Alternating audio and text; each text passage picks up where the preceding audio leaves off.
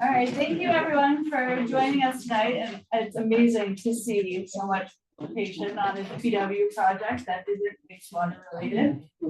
And you know, this is a project that has started in pause, and you know, at this point, you know, we really need to do something about this culvert. So we're really interested in your feedback. I'm Amanda Lima, I'm the town engineer, and I have a great staff with me tonight, both town staff and our consultant. With me, I've got Connor Clifford, who's our civil engineer.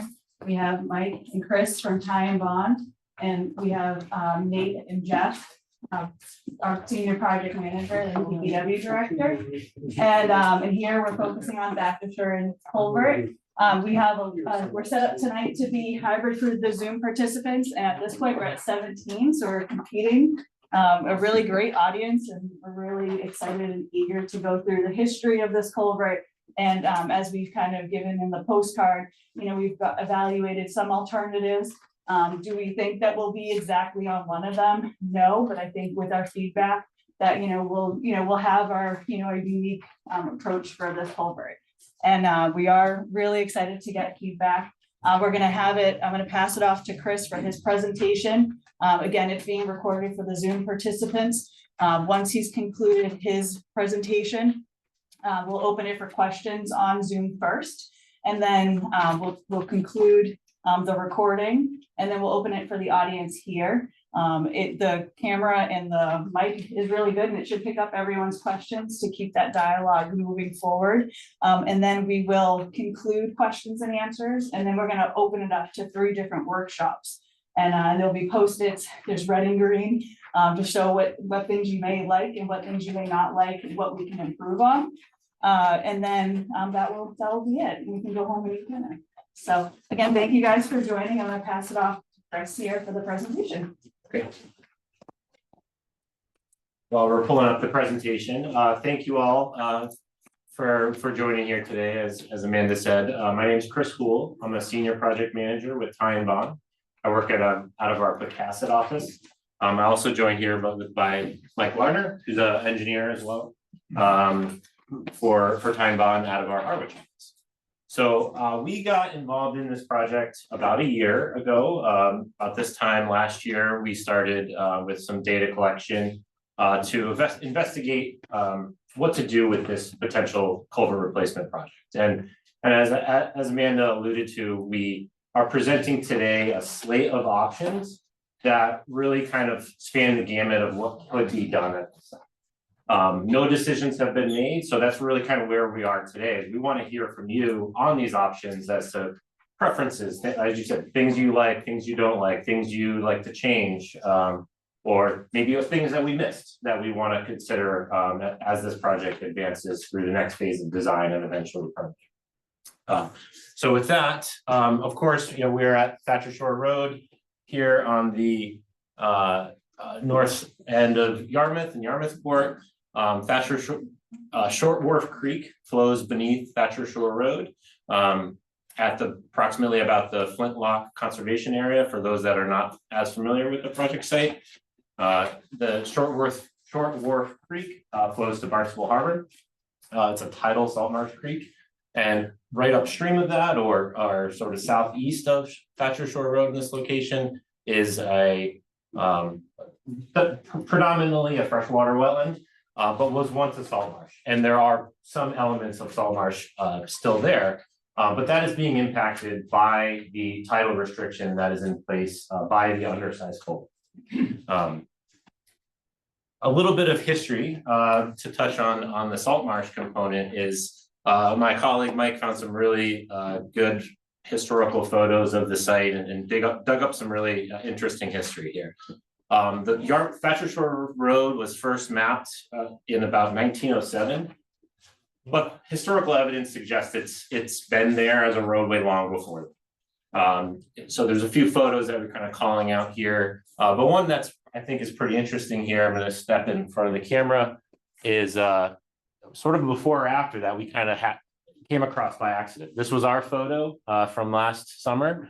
And then here's a shot from presumably about the same location. You can see the channel in about a similar layout. And you can see in the background, some of the tree stand back in the background. So pretty interesting that we came across that, but it gives you a good sort of before and after of what, or sort of how the site may have changed since that early time period. So the site today, the bottom of this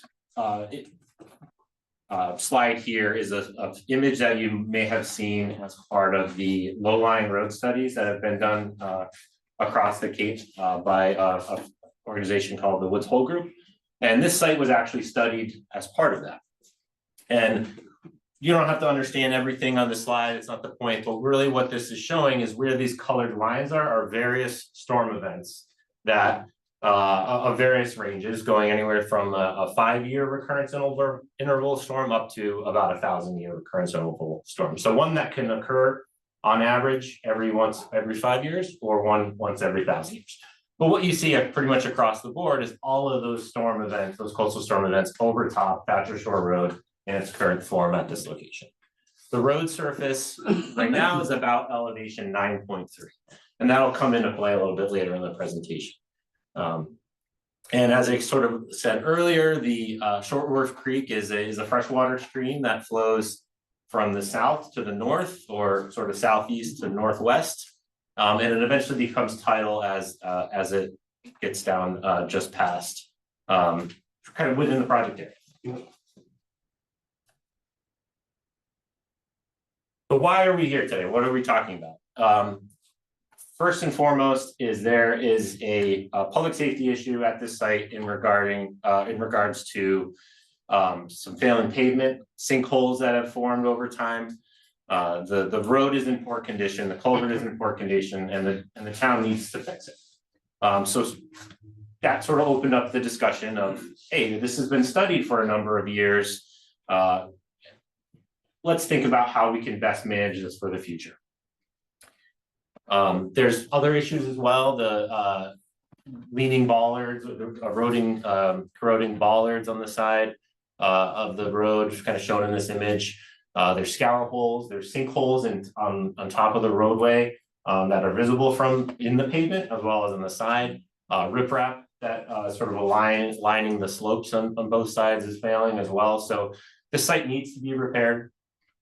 And on top of that, the culvert itself is undersized in its current form. It's about 24 inches. And what I'll show in some slides is that is not sufficient to pass both the freshwater hydrology, freshwater movement that sort of comes from the south to the north, as well as the tide flows that occur to this site twice a day, every day, from Barnstable Harbor and move back upstream. And here's some of those photos kind of touching on that same topic. One thing I didn't touch on is aggressive and invasive vegetation. So tidal restrictions are problematic for a variety of reasons. They degrade salt marshes. Salt marshes are a resource that are dwindling not only in Massachusetts in the Northeast, but up and down both coasts, East and West Coast. Hold on, can we pause for 1 second? Can you ask the Zoom if they they're saying they're not seeing the image. Hi, hold on 1 second. Stephanie, if you would like to unmute yourself, can you not see the presentation? Oh, you're seeing it now. Okay, awesome, great, thank you. Sorry, just wanted to make sure we got you. If there's anybody else on Zoom that is having trouble seeing, feel free to put a message in the chat. Thank you. Salt marshes are degrading across the up and down the eastern seaboard. And with sea level rise, unfortunately, there isn't many places that salt marshes can retreat back to. So you have roadways and buildings and things that get built up right along that shoreline. And one way to address with sea level rise from an environmental standpoint is that salt marshes could migrate up into areas that are, say, other maybe freshwater wetlands, but they can't do that when they're stopped by infrastructure or homes or seawalls, that kind of thing. But you have a unique situation here at this site where there is that sort of brackish freshwater wetland right upstream. So there is an opportunity here to promote salt marsh restoration. in light of sea level rise, and also deal with some of the invasive vegetation that I touched on here. Phragmites is kind of that tall, 8-foot tall plant that you see driving driving around the side of the road. And really the best way to address that is provide salt water or more salt water to it. It's not salt tolerant, and that helps knock it back and bring back some of those more natives. Native, it's like some of the salt marsh grasses.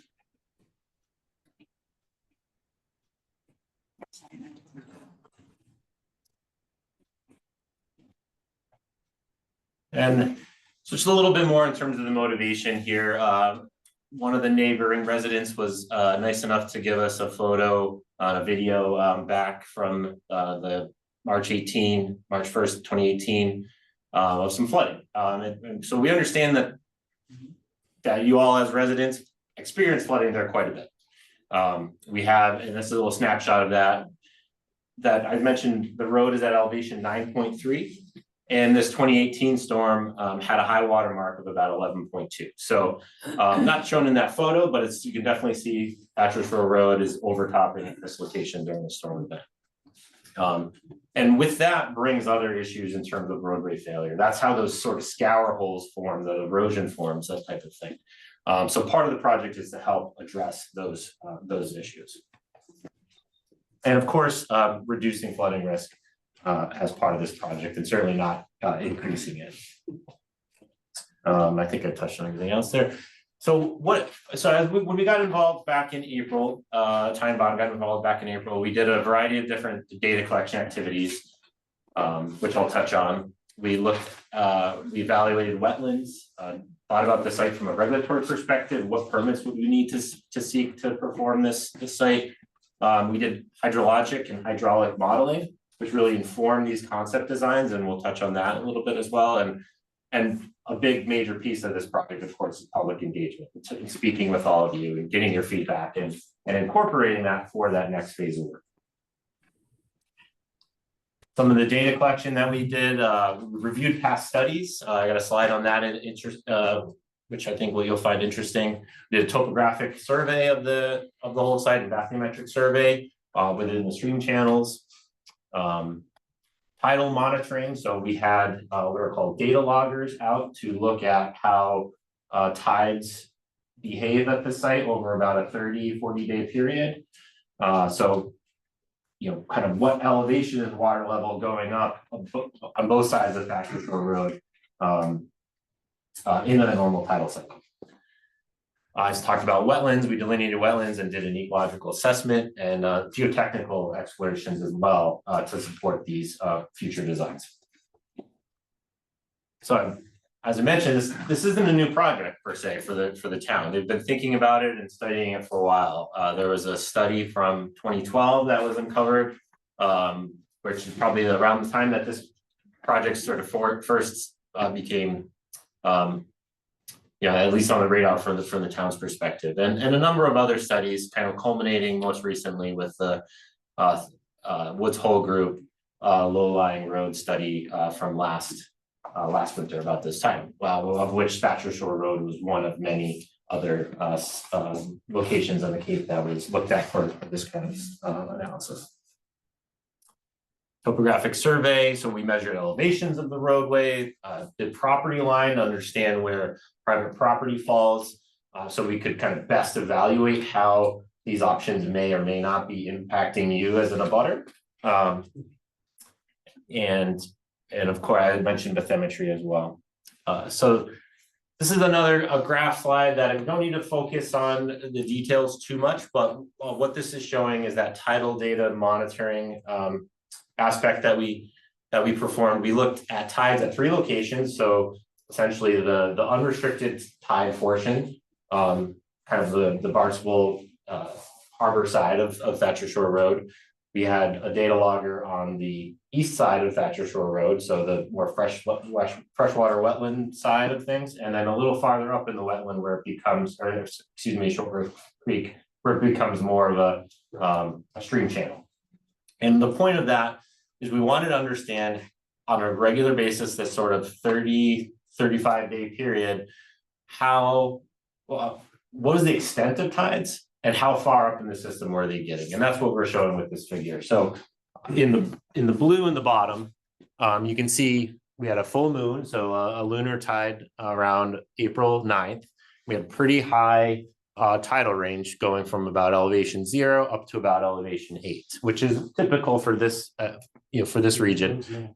So that's the unrestricted tide. Just on the east side of Thacher Shore Road, where the culvert is, you can see in yellow how much of a restricted tide range that is. So instead, it only goes from about elevation 3 to about elevation 6. So tidal restrictions, what they do is they inhibit that natural tidal regime and they squash it on both sides. So it brings up the low tide it reduces the low tide, and then it decreases the high tide as well. And then a little farther up in the system, where we'd expect it to be pretty similar again to the unrestricted tide if it was a appropriately sized crossing, we see it even more squished and restricted, and that could be an indication of kind of more restriction through the tidal ditches that sort of go through that property. So long story short is we showed that there's a tidal restriction here, and then we took this information and built it into some of our hydrologic and hydraulic models that sort of inform these concepts.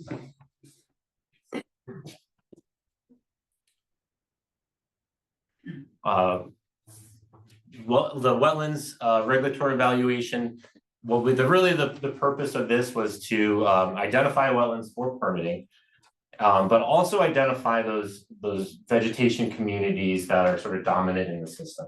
Where do we have healthy salt marsh native vegetation? Where do we have invasive Phragmites? And map that. And that's something that would become important as this project moves along, regardless on which alternative if you want to sort of track the improvements to those, removing invasive vegetation or stimulating and encouraging growth of more native salt marsh plants. And it also helps inform sort of how to tackle this project to address some of those key issues that grant agencies might be looking for to help fund this project. And so now to sort of move into the alternatives. So what we have 3 boards out that highlight each of these as well. And so then we'll have the opportunity to sort of discuss this more one-on-one if you want to come and get a closer look at any of the boards. Alternative 1 is essentially replacing the culvert with a more appropriately sized culvert to eliminate that tidal restriction. So that's a 9-foot wide box culvert. That'll restore that tidal regime that I talked about. It'll reduce the amount of times the road will be overtopped, but we aren't addressing the road elevation or anything in this particular alternative. This is really just a culvert replacement to address some of the sinkholes and repair all the issues that are there, but put in a more appropriately sized culvert that will help with some of the ecological side of things.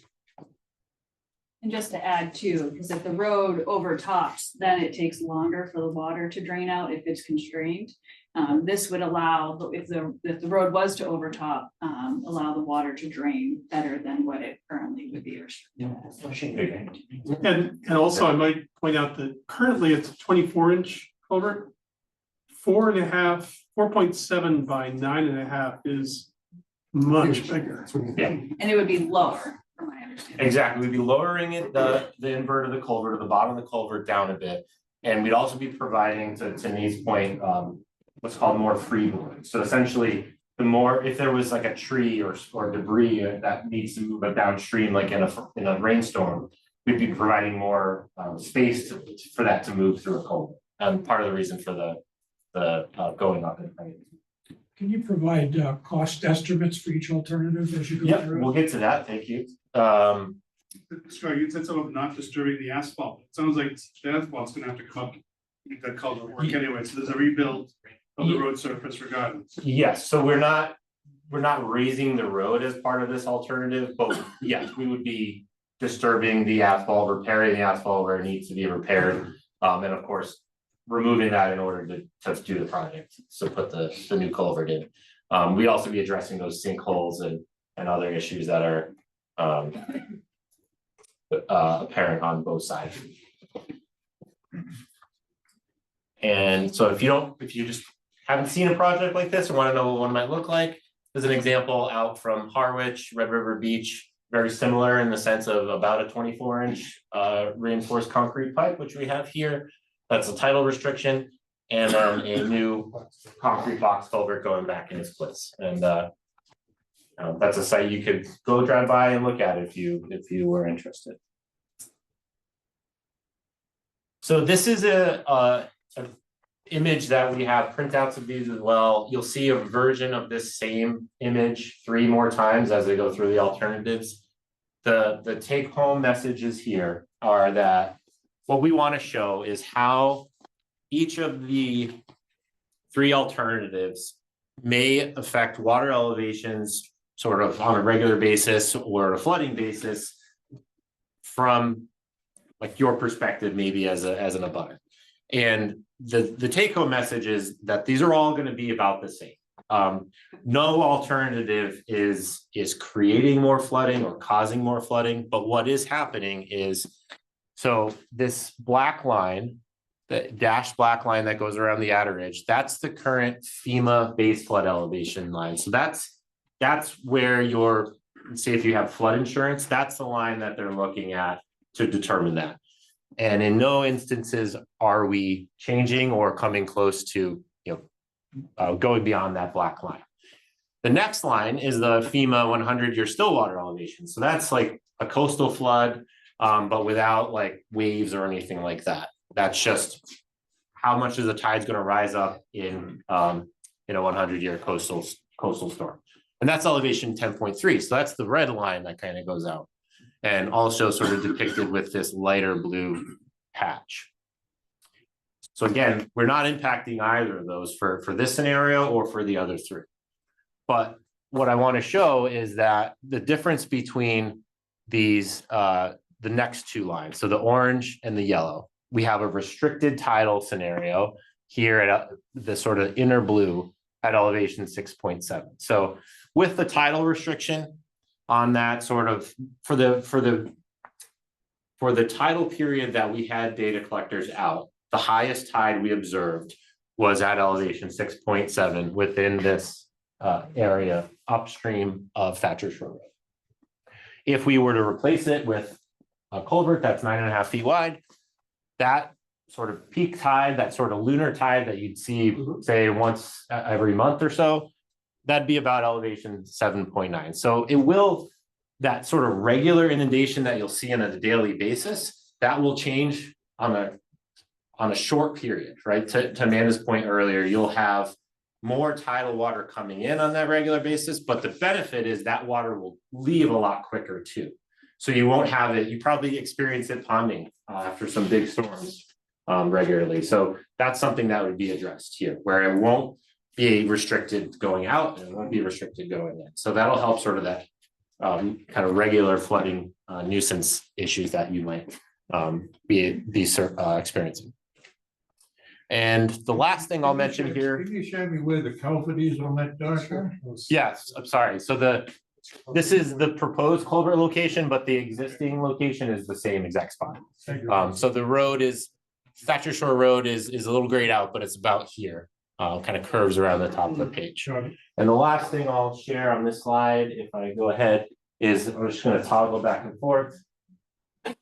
So we have, what I'm showing here is existing conditions with the 2-foot pipe, focusing in on the freeboard column for various storm events, 10-year, 50-year, 100-year storm. We have the road over top for these storm events. If I, with the proposed, oops, broke it. There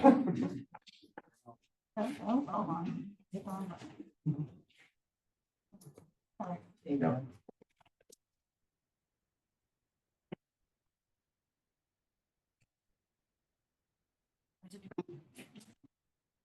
Oops.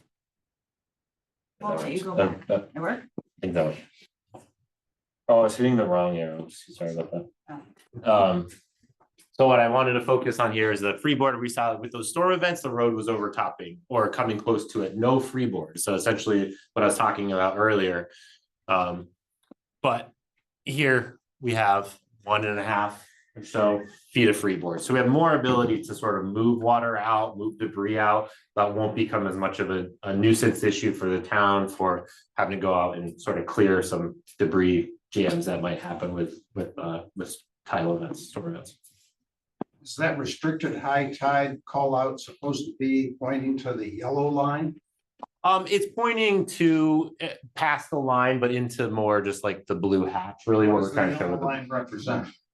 That's what I was explaining. Yeah, so the yellow line represents the elevation 6.7. So the call out here is just pointing to the blue hatch, which is represented by that. And then similarly, the orange line or the unrestricted tide elevation 7.9 is the orange line or that space between. That's the take home message here, is focusing in how water level will change from the yellow to the orange hatch. The Yarmouth Conservation Trust owns the property to the right, the eastern portion. How much higher would the water be at high tide on a normal day? So about for this gradient area, I can't say like normal day because every tide is variable, but in this instance, for the 30 or so days that we looked at, the highest tide we observed was at 6.7. So we'd be gaining about 1.2 for that highest period. So you'd see a little bit more water coming in on a regular basis, but you'd also be seeing that water leave a lot quicker on a regular basis. Yes. What would it take to equalize? I'm sort of curious. Could you explain your question a little bit? Between the two, you're proposing a 9-foot box culvert now. Yeah. It's still restricted on the other side though, right? To a certain degree? This area here is the unrestricted tide. So by putting a 9-foot culvert in, is that gonna make it totally unrestricted or is it gonna? Yes. Totally. Totally. Okay. Yep.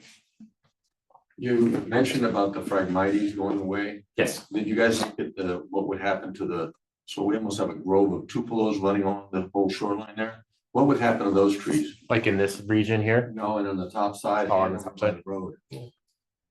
Yeah, good question. I'd have to see if I can go back and see if we map those out.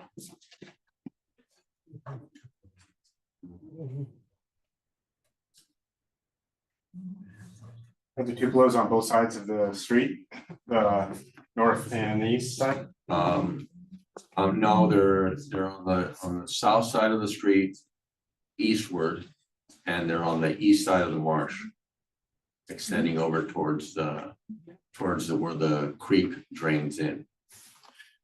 So we did map those out. So we have a red maple, black tupelo swamp, and then it's showing up in a couple areas. So S1, it might spill in a little bit of F1, and then S1, S2, E2, I think. So about these areas, about probably where you're describing. So if I go back to my other slide, are there changes happening over there?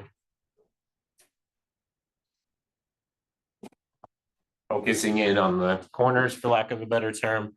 So you see a little bit more regular inundation up to that roadway edge, which I think is where you were describing, up in here or up in there. So could there be a change in species composition there? Yes, but not entirely. If you remember that image I just shared, this whole area was mapped as S1 and this whole area was mapped as S1. So there'd be some species change you'd expect. Those less saltwater tolerant species may die off over time, but the ones that are salt tolerant, those would likely continue to thrive. So it'd be transitional, I guess that's my question. Is it tupelo salt tolerant or are they not gonna thrive? Good question. I am a water resource engineer, not a plant biologist, so I'd have to take your question into advisement and get back to you. Unless Mike, do you? Yeah, he's an engineer too. So. I'm coastal guy, so Yeah, I know sand. But I have seen tupelos growing pretty close to brackish environments. to the extent that they can handle salt intrusion, I'm not positive. I do know that they do grow near them though, so. Here's historically, when the road was given to the town by the Thacher family. Do we have any history on how that was dealt with then? Not in terms of the deed when it was given over, Meaning culverts, did they have a bigger one or none, or? that I don't know. Yeah, I mean, we uncovered a little bit of information as part of this, but we didn't do like an It's exhaustive. been redone a number of times since Yeah. I've been here anyway. All right, well, moving on from alternative 2, so similar option in the sense of the culvert replacement aspect. We stuck with a 9-foot wide culvert. And we went to increasing the height up another 3 feet, which is more than we need, but we did it to kind of make a point. We're trying to show options here that are dramatic to sort of receive feedback, and we can kind of dial them back as needed. But the 7.7 feet comes from the ability to now, under this option, provide more freeboard, more accommodation for sea level rise, because we've taken the road and we've raised it up to elevation 13.2. Elevation 13.2 is an important elevation relative to the surrounding area.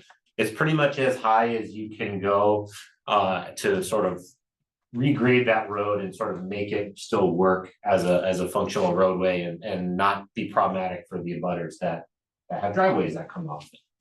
Additionally, it is or actually along that same line is going, we have with this option, private property impacts and potential resource area impacts, but certainly going above elevation 13.2, that's where the resource area impacts became problematic regulatorily, and became a little bit unreasonable, I think, from a private property standpoint.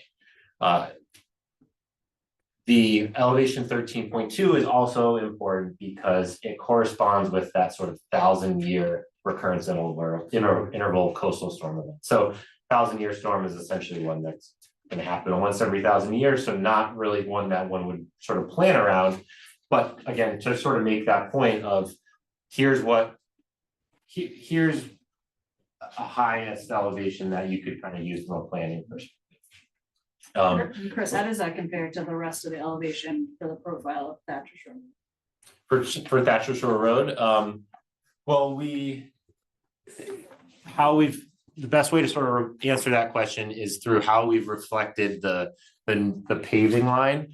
So what we've had to do to sort of bring everything up to 13.2 is repave and regrade up to, just got cut off, but this is about where there's another driveway, I believe, right at this location. And similarly, there's a driveway to a private residence just beyond that location. So we'd have to raise everything up. And we also need, in order to do that, we have to construct walls. So you'd have a wall up along the coastal side, the salt marsh side, because that's regulatory. That's something you can't do, or you can't do easily, is fill salt marsh. So we'd have to be avoiding that regulatorily. And then private property impacts potentially to that homeowner to the north, or excuse me, to the north. That is, it's interesting up there that the road alignment sort of hugs the edge of the right of way in that case. So that would be another area where we would have private property impacts. And then lastly, this driveway here as well, where it'd be rather steep. This driveway is about elevation 8-9. So if we were to raise up the road to 13.2, you'd have to sort of climb up out of that driveway to make that connection. So that'd be another area where we'd have to, chase those impacts back. So, but again, this road raising option is just to sort of be a discussion point where, should the public want to see this road be planned to be accessible in storms well into the future with sea level rise and everything like that, this is kind of the most extreme you could go in that direction.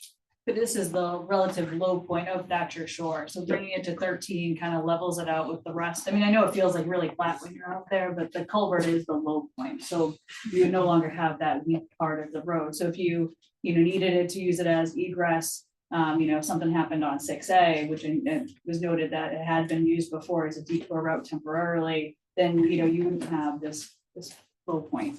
Just one question. Thanks. Well, if I may just sort of build on Amanda's point real quick, is this map here at the top corner shows those elevations, and Thacher Shore Road to the north and east is up anywhere from 15 to 18. And then similarly down by Flintlock where it starts to get up 15, 16, 18 as well. So that is the lowest point for the area. So we'd have to sort of be bringing it back up to sort of match to the extent we can those grades on either side. Box culvert the same in both, or are you just adding soil to the pond? In this one, The box culvert invert elevations, everything Same. that's the same. The width is the same. We did add more height just to provide that additional. We went from 4.7 to 7.7, just to provide some additional freeboard, and I'll show you what that looks like in a minute. But again, that's just something for discussion purposes, kind of like what's the extreme of what could be done here. This is alternative 2. So if I toggle back and forth here, this is again existing conditions with a 2-foot diameter pipe. If I focus on the freeboard column, we have negative freeboard, which means we're essentially the pipe is 2 feet underwater in that storm event. Or in this case, we have 3.4 to 3.5 feet above that. So more freeboard for ability to sort of pass debris, et cetera. So back to this slide, same thing as before. Nothing is really changed or modified here, with the exception of Thacher Shore Road now not being grayed in blue, rather being in gray, which means that Thacher Shore Road is now up and above all of these lines that we're reflecting here. The FEMA base flood elevation line of 12, the FEMA Stillwater elevation line of 10.3, and of course the blue hatches. So that's a dramatic option compared to the other. I mean, it'll look pretty different than it does now, but it does sort of accommodate. It keeps the road open, and it plans for the future with sea level rise and all the impacts associated with that. And lastly, maybe why many of you are here today. This was a different option, kind of thinking outside of the box.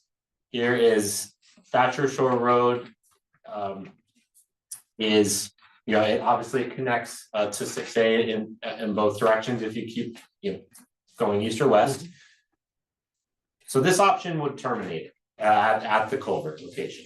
The town is in a unique position with this property because there is town-owned land on either side of the culvert. There's the Flintlock conservation area to the north, and then another town parcel to the south.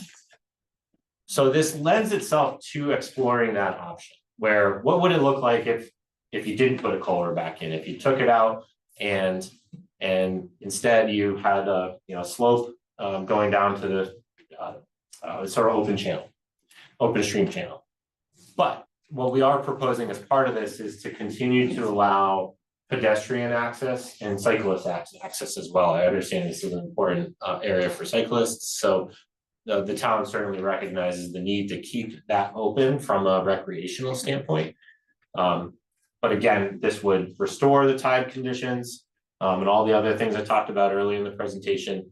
But then also, reduce maintenance and long-term repairs that the town may have to do in association with what it takes for maintaining a road and a culvert. The road wouldn't go away. It'd just be a portion of it, about a 30-foot portion or so. It'd be terminating, a little bit offset from that with some bollards and things to make sure it's safe. Nobody drives a car through the bridge or anything like that. We'd be keeping the road at the same elevation, that elevation 9.3, which it is today. The other kind of big element to this that is a little bit different is we would be providing and have to provide turnaround areas primarily for fire truck access, as well as just for the user access, like nicer to have a little bit of space to turn your vehicle around. And so we have just conceptually put in turning just turning areas that sort of work within the site constraints. We looked at a variety of different options. We looked at a circle or roundabout type of thing, cul-de-sac type of layout. We looked at what's called a hammerhead, which is essentially like a T, but neither of those really fit within the site constraints, primarily because of the availability of private property, or excuse me, the availability of public property, but also resource area effects. But that said, this what we've shown here is viable from a like what's required for a turnaround truck for a turnaround for a fire truck. So we mapped that out on both sides. We have not brought this, I don't believe, to any discussion with the fire department yet. Is that? We emailed the presentation this afternoon. Okay. I haven't heard back. Okay. So that's still something that needs to happen, is that dialogue, should this option move forward for consideration. And yeah, I think that addresses the main points on this slide. From a hydraulics standpoint, the slide, this is just one example of kind of what this, a similar site on Cape Cod that looks like this. This wasn't a public roadway per se, this was more of a trail, but nonetheless, if you wanted a vision in your head of what this could look like, this is an old pipe culvert replaced with a pedestrian bridge with a similar span. Same slide again that you've seen other two times, no changes. This is essentially identical to the alternative one in the sense of how those tide levels may be changing. The only difference is some small changes to the freeboard and hydraulics and stuff, just based on the opening size relative to a pipe culvert. That's just a planning, the alternative, these, placed in any other, areas like the low areas on Water Street and Mill Lane and Wharf Lane? Or is it just, or another example would be looking at the evacuation routes that were planned out by FEMA, how to get out of Wharf Lane, or any of those things in considered in any of these strategies?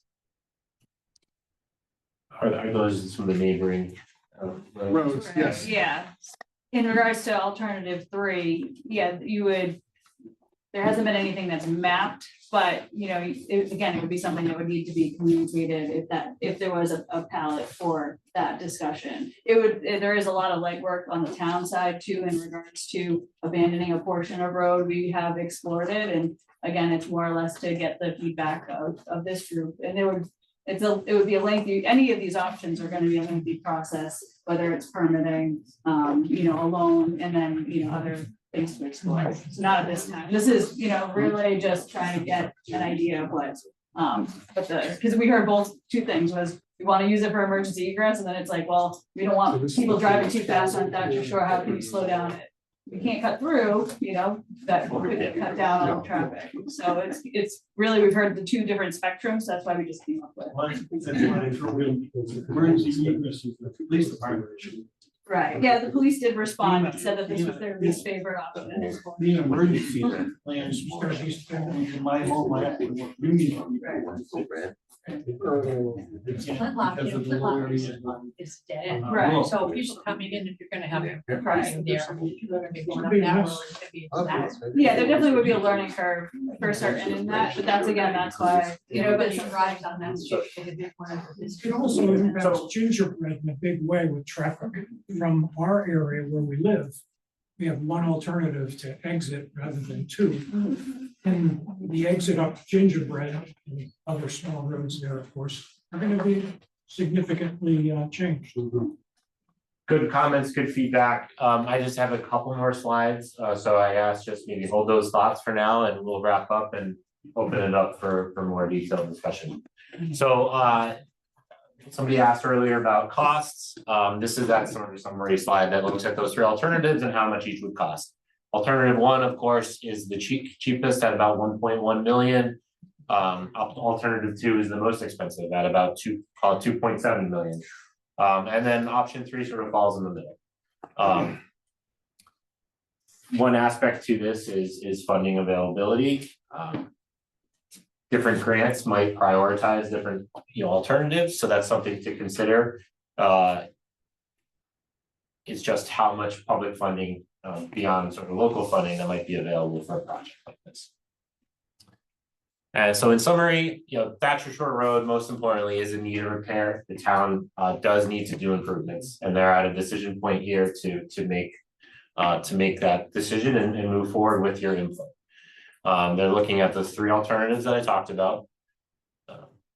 Wanting to hear your input, both in this setting, but I'm sure, not to speak for Nate and Amanda, but I'm sure they welcome your comments over email as well in the future.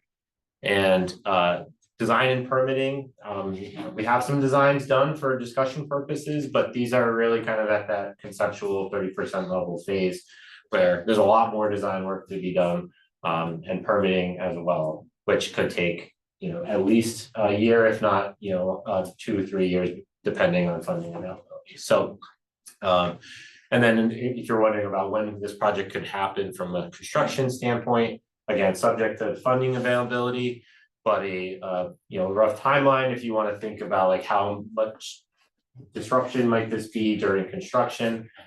Pretty similar for all three options, with maybe alternative 2 coming in at the highest, but roughly that 3 to 4 month period is probably a fair estimate at this point, at this early stage. And with that, we will open it to questions, and I think we're doing the online questions first. Yeah, so that would be good. We'll go over to the Zoom to see if you'd like to just raise your hand, and then I can call on you. Stop sharing our screen here. And there's at the bottom, there should be a raise hand icon. So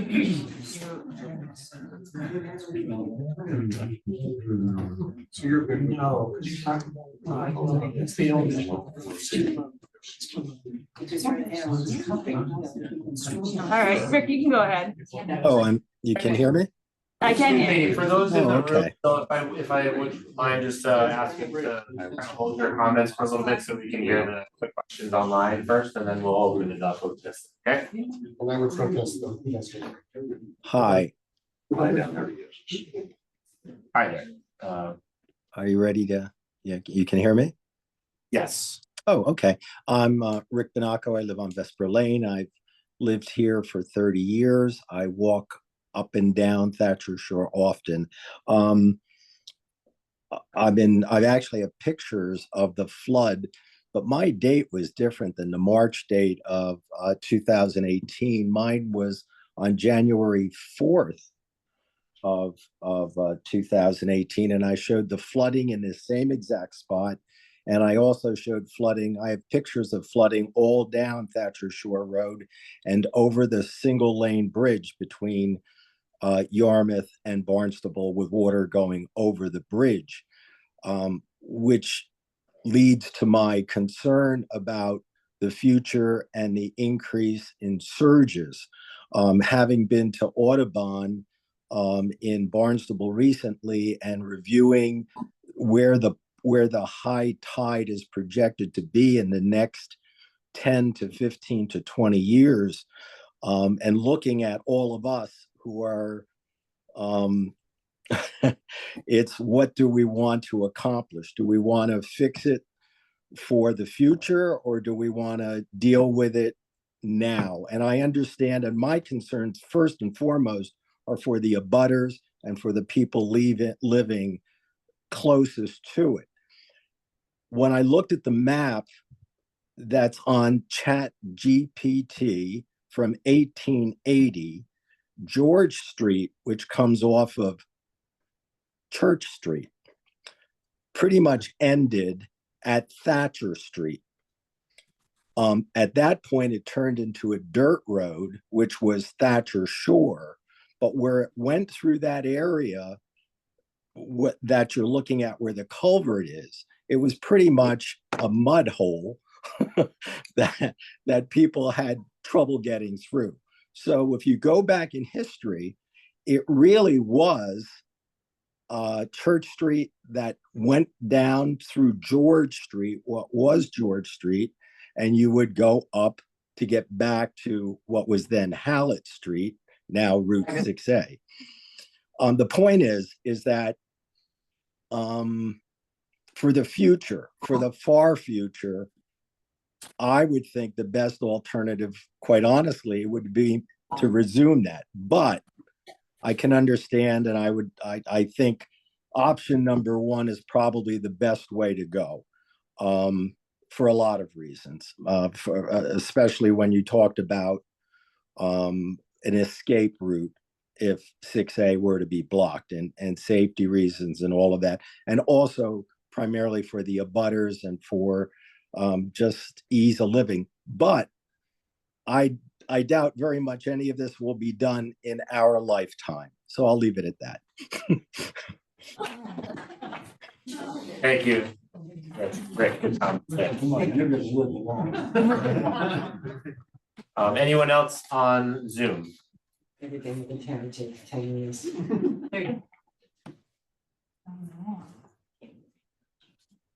All right. All right, thank you.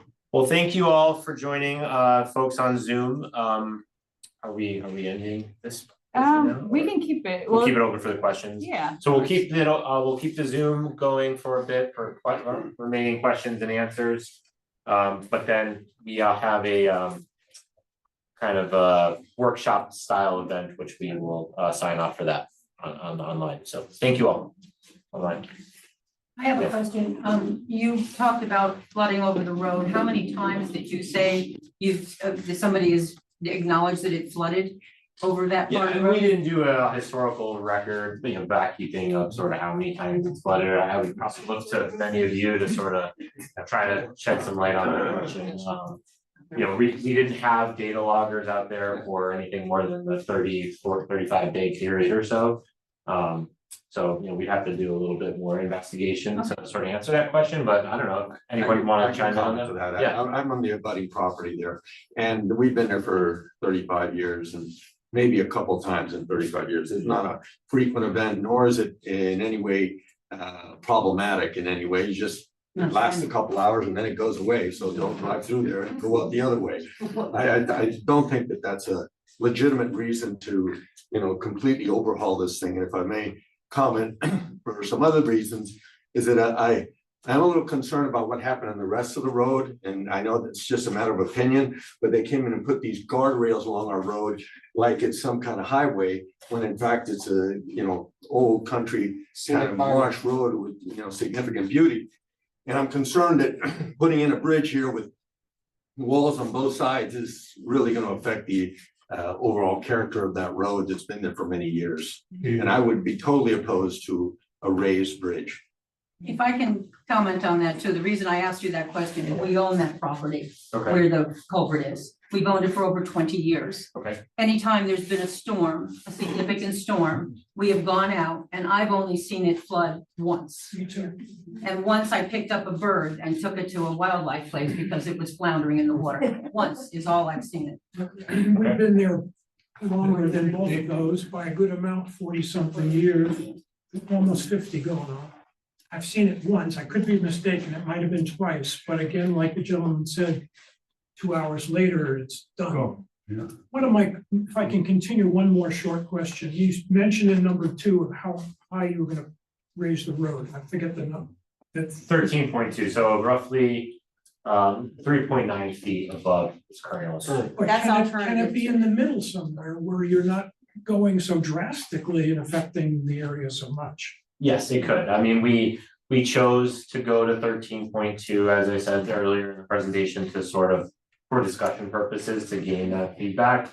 That's pretty much as high as you can go. So if anybody in the room really likes option 2, we've eliminated the sort of follow-up question to that of can you go higher than 13.2? The answer is no. So that was the point of that. The town will take your comments into advisement as to if the option 2 seems like there's a lot of interest around that one, then that could be then further explored as part of the next design phase as to maybe it's not 9.3, it's not 13.2, but like you said, maybe it's somewhere in between. So but in option 1, you don't have to have the walls, you can leave it the way it is now. Yeah, option 1, we would not be changing anything other than the culvert itself, which would, there'd be head walls and wing walls that look a little bit different than what you see now, but for the most Not like part. we see on Thacher Road now, no. Well, that was my question. Are you proposing the same wooden rails here? I've heard a little bit of it. I mean, they came on without anybody knowing what was happening. We did do mailers to all the abutters that did a postcard. And our Kevin Morrissey, our inspector, went out and talked to a handful of neighbors that were impacted, whether it was on Wharf or Thacher. The concrete bollards are a huge hazard.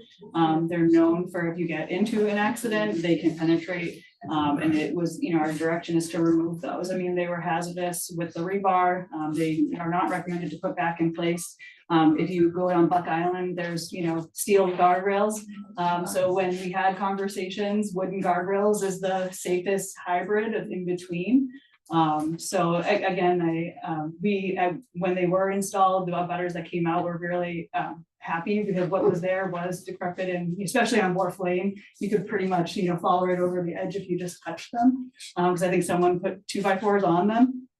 So again, we can't appease everyone with those. And again, we're trying to, come to the middle in regards to this. We haven't talked about treatments at all for this portion of it.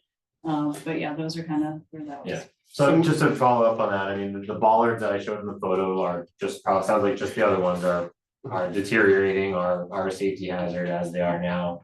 But certainly upsizing a culvert is gonna have a head wall and a wing walls and things that will be exposed, and those can become safety hazards too for drivers. If one were to drive into that, they could damage their vehicle or themselves, but then also damage the investment of the community. So that's part of the reason for having some sort of protection there, but as Amanda pointed out, hasn't really been discussed in any level of detail. So we can envision either wood or steel guardrails. I don't know yet.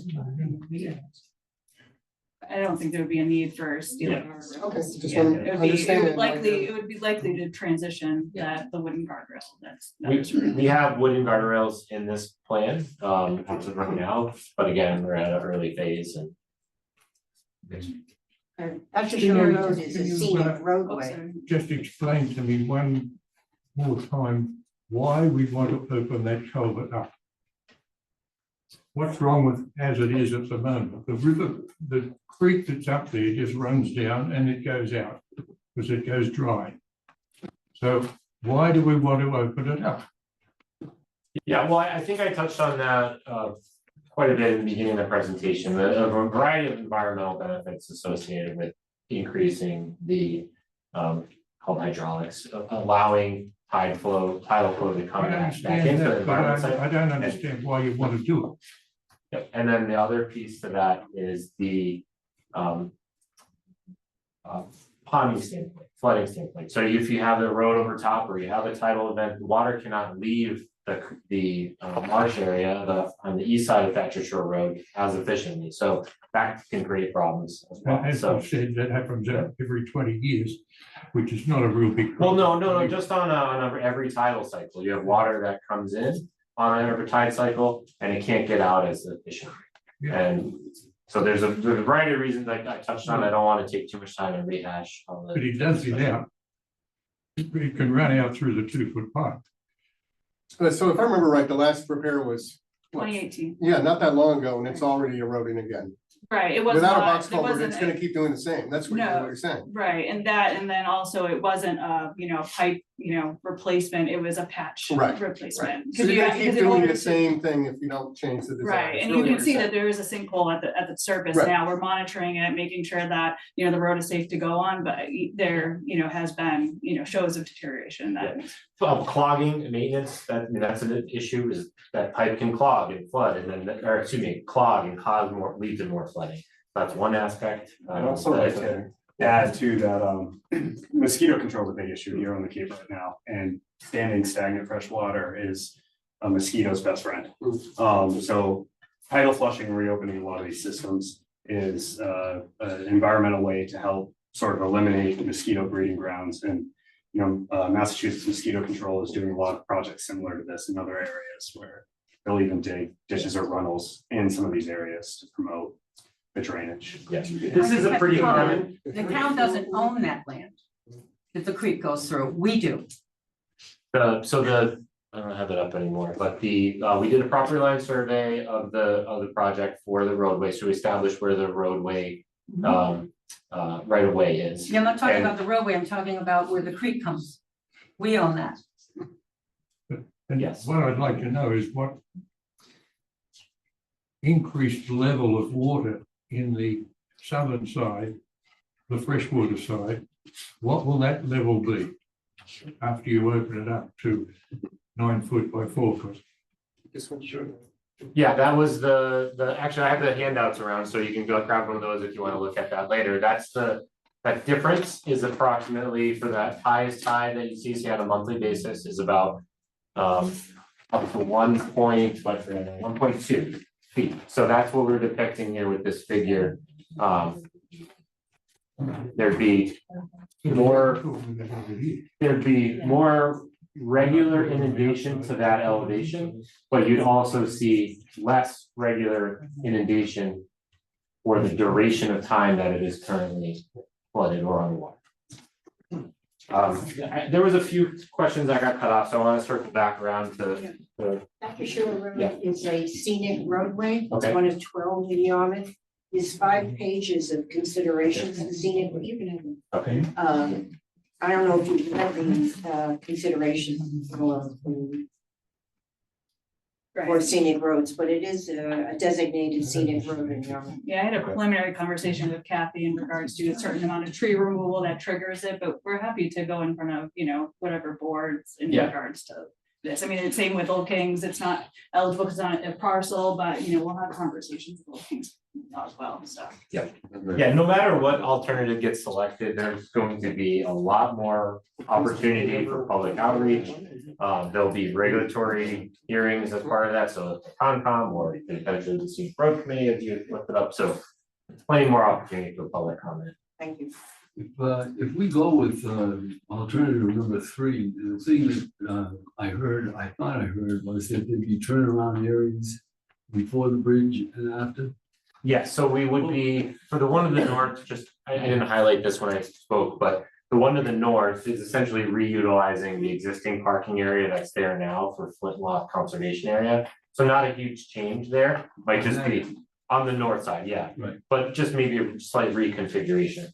The south side, we would need to provide a turnaround there, and the best spot for that is there's a lawn area a little bit before you get to the end. Right in front of our house. So that'd be the most logical area with available. My home is on the end of Flintlock. There's a delightful cul-de-sac at the end, which is fine, except people mistake the fact that they can reach 6A by running up the hill. So, speaking personally, just myself, living on Flintlock for the past 34 years, there's enough mess of traffic with just that, let alone bringing in the possibility that there'd be a turnaround area in front of there. And I just don't, I'd be woefully opposed to item 3. An alternative 1, being an old Yankee, well, kind of like an old Yankee, maybe a middle-aged Yankee. Alternative number 1 is the most appealing because it seems to be the least invasive. We're discussing, we're not voting, right? No, well, Yes, and I think it sounds like kind of the questions now are really, our goal now is to like break up into workshops for the 3. One thing I wanted to note is that there was a sign in when you walked in, if you could please sign in, so then we can correspond via email or phone. And you can circle whichever is the best way to contact. For that would be really key. But I think we can conclude the Zoom portion of this meeting and then work into the workshop to get into those nitty-gritty details. I think that would be really effective. I've got my hand up for a while. Oh, yes. I just have one question. The one time that you had a photo of the road flooding in 2018, did anyone try and correlate that time to any 25 or 50 or 100-year flood? I did, it was a 100-year flood. Because that's why we went out and looked at it again. We only saw a small That's my amount. question, because based on that, I think number 1 is the best option. If that's a 100-year flood that ran over in 2018. yeah, The other thing, I'm not sharing anymore. I'm curious, is there gonna be another meeting, or is this gonna be it?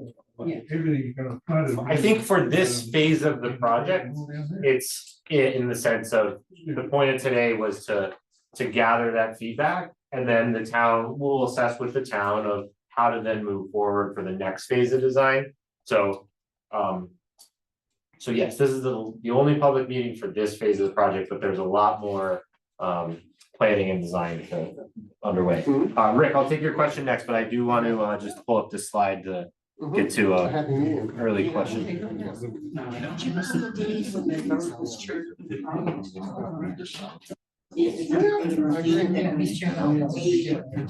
So that storm in that image, the elevation of the documented, well-documented peak elevation of with that 2018 storm was 11.3, I believe. And this is a figure from the Woods Hole group that we're sort of repurposing for this presentation. And if I look at elevation 11, which is about here, I believe, that it corresponds with about the 2% recurrence and also about the 50-year storm based on 2030. I think this would be interesting for others to think about as well. The road surface is less opportune than a macadam type real surface. And that might erode easier if there was any water sitting on that culvert area. So maybe if you're gonna, when you repair the road there, putting in a standard type surface. Yeah, there's would like be 3 layers of wise. seal on that. Shipping oil right now. Shipping oil, yeah. Good comment. Rick, I promised you a question, so. Thanks, Chris. One thing that hasn't been discussed is that it's irrefutable that sea level rise is accelerating way beyond our initial predictions were. So the implications of this need to be looked at from that perspective. Well, I think. Yeah. 100%. Thank you, Rick. So yeah, in the more sort of detailed analysis of this, and we can't cover all the points today, but all of our modeling does incorporate sea level rise for various storm projections. There's typical projections for 2030, 2050, 70 and beyond. So we sort of our analyses present all that, but to Rick's point, all 3 options are thinking about this site relative to that inevitability. That sea level is rising. So there's a question earlier, why can't we just keep it the same? Well, there's already issues there. Replacing in kind doesn't make sense logically for the site, but certainly in light of that inevitability. Nate, you okay. I live on Flintlock, but I'm also the town moderator, so I'm not gonna take a position. I would encourage people to follow this. This is great, but this ultimately could go to a town meeting, $2 million project. So I would strongly encourage, somebody said this might not happen in our lifetime. It depends on, I guess, how long we all live. Probably in a couple of years, you know, the voices here really should be heard. So I encourage that, because sometimes we don't follow the process from the beginning to that meeting. Right. And so I guess, you know, I'm soliciting. And I have to give kudos to this group. The DPW is probably the most efficient department we have in the entire town. Keep it in mind. I'll take yours next. Yeah. Is there a happy medium item on alternative number 1? I mean, could you go a little higher without creating? On alternative 2, you mean? Yeah, I'm sorry. Yeah, just a little bit higher without having to build a seawall. No, he meant alternative 1, alternative 1. Like a hybrid. You get Keep it the 10.5 size of without putting 1 Yeah. and then. Without putting a seawall in, can you raise it a little bit more, the road? There is a little bit more elevation that can be gained without adding significant walls. I mean, that would make sense, I would We started to explore that a little bit, but you know, like I said, we decided to go with that sort of more extreme to sort of paint that picture of like, if you choose this is kind of what it could be. So maybe that's something that comes out of that, you know, in future discussions with the town. Maybe they settle on something like 12 or 12 and a half or somewhere in that ballpark where, but we didn't do exhaustive analyses on. Yeah, right. They did extremes. Can I, question kind of directed to town folks there. When I hear about a project like this, and everything today costs $2 million, it seems, or more. As the information is collected, is there any kind of determination or judgment about where a project like this fits in comparison to other areas in the town that also need attention? So that it's not either leapfrogging some of those things, but there's some kind of order or organization connected to it all. Is there a comprehensive plan with something? This has been on the books, I guess, for 15 years. And things do move slowly, but is there any kind of an overarching kind of a plan regarding where, if we do get an approval for this, we do get the ducks in a, where does it fall in terms of something else that's existing in the town is also going to cost $2 million? Is that maintained? Is that built?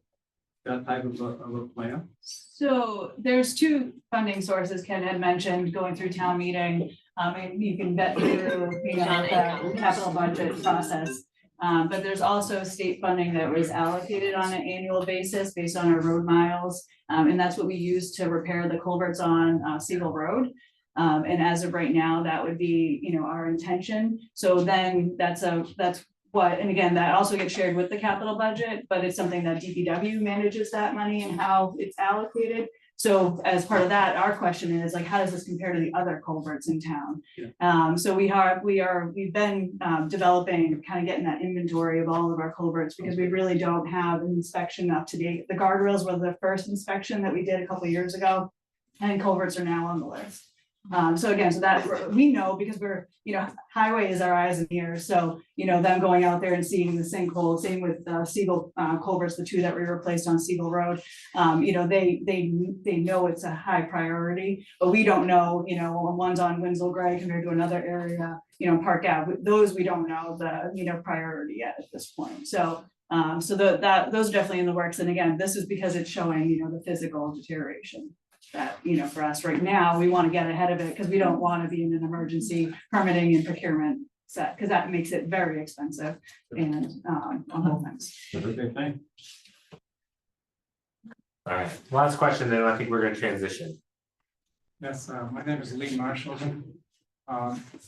Before you break into these workshops, before people start to leave, I would suggest that you maybe take a show of hands to see how all these folks feel on each one of the three proposals. So you'll have that good feedback. Yeah, I mean, we can definitely do that. Part of the workshop thing that I was going to lead into in the second year is we want that information. We were going to ask to record it in a slightly different way. We have stickers and notes and so, but that said, I mean, I'm open to doing it. It's just hard for the Zoom participants to do that, but. Forgive my cut, English isn't my first language. Was that a yes?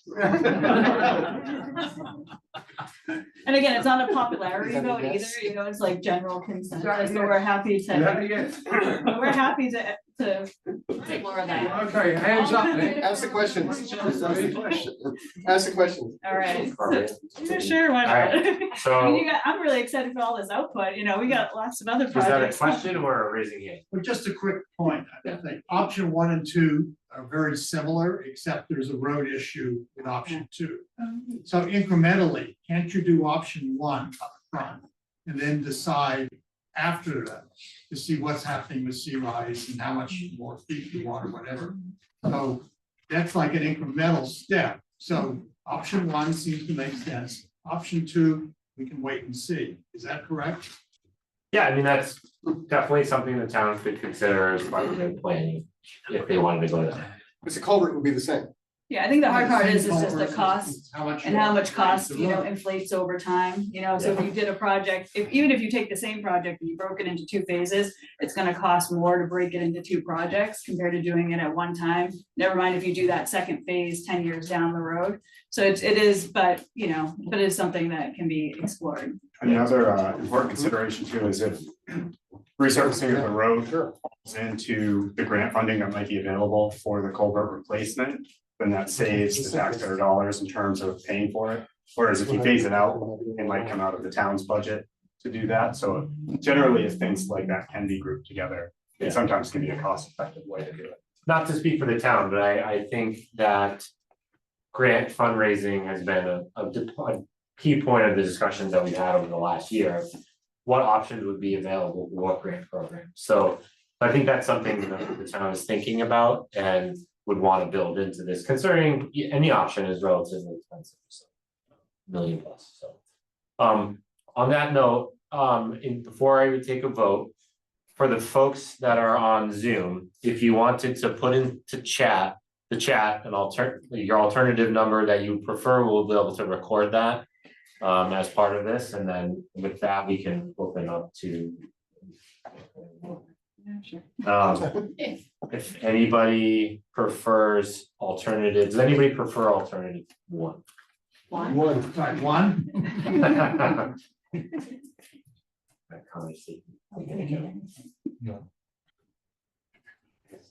Which are you?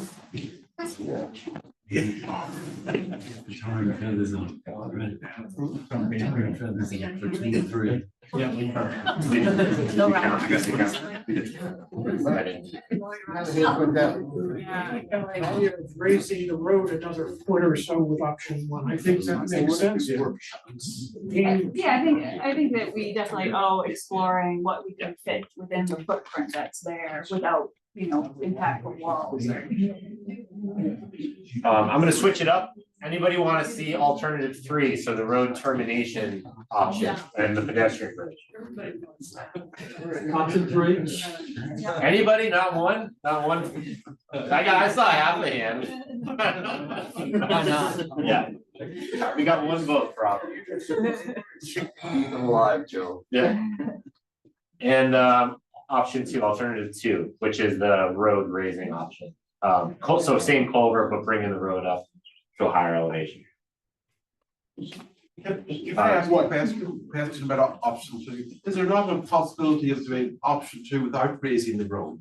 Expanding the culvert to the larger size? Well, the big difference from 1 to 2, so 1 is a new culvert. Option 2 is pretty much the same culvert. No, it's not. It's a much bigger culvert. slightly taller, yes, taller but same width. Wider. Not wider, no.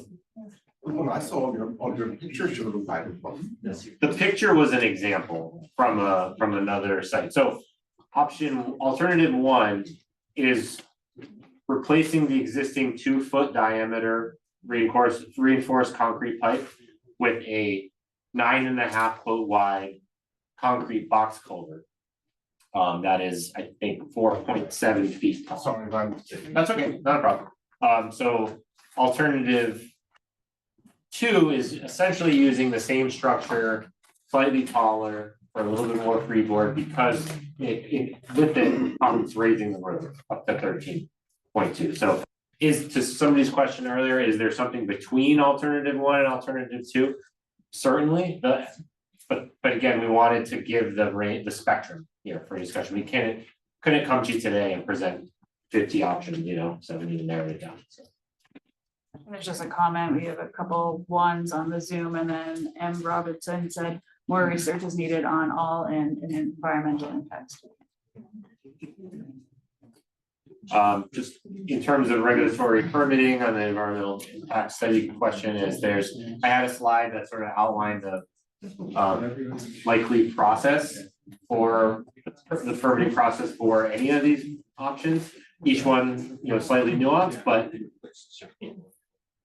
for the most part, yes, there'd be a whole range of state, local, and federal permits that will be involved for all 3 of these options.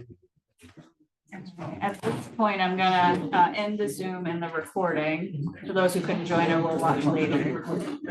I'll do the workshops.